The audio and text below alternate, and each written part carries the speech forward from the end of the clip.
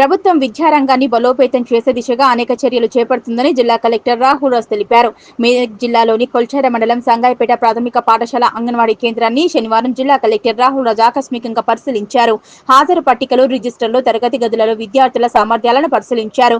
Uniforms, notebooks, text books అందించడం జరిగిందని, ప్రభుత్వ పాఠశాలల్లో అనుభవజ్ఞులైన ఉపాధ్యాయులతో విద్యార్థులకు గుణాత్మక విద్యను అందిస్తామని, ఉపాధ్యాయులు అందుబాటులో ఉన్న సౌకర్యాలను వినియోగించుకుని విద్యార్థులకు అర్థమయ్యే రీతిలో విద్యాబోధన చేయాలన్నారు.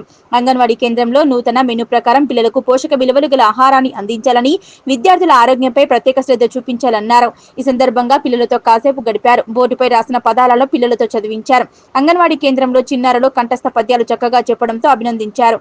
అంగన్వాడీ కేంద్రంలో పిల్లలకు ఆటపాటలతో ప్రాథమిక విద్య నేర్పాలని, పౌష్టికాహారం అందించాలన్నారు. ఈ విషయమై అధికారులు నిరంతరం పర్యవేక్షించాలని సూచించారు. నిర్లక్ష్యం వహిస్తే చర్యలు తప్పవని హెచ్చరించారు. అంగన్వాడీ కేంద్రాల పరిసరాలను పరిశుభ్రంగా ఉంచుకోవాలన్నారు. ఈ కార్యక్రమంలో ఎంపీడీఓ రఫీకున్నీసా, మండల పంచాయతీ అధికారి కృష్ణవేణి, ఉపాధ్యాయులు పాల్గొన్నారు.